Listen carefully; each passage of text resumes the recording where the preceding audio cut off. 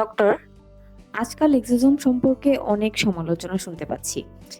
এটা করলে আসলে কি হয়?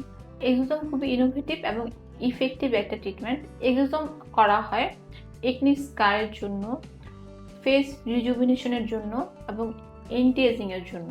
এটাই একমাত্র ট্রিটমেন্ট যেটা হচ্ছে আমাদের স্টেম সেলকে স্টিমুলেট করে সরাসরি কোলাজেন প্রোডাকশন করার জন্য।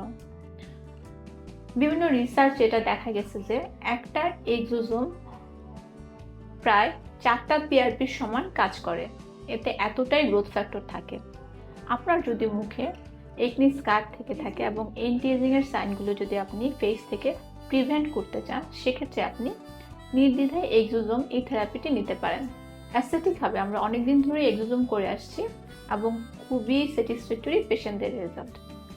Thank you doctor. ওয়েলকাম।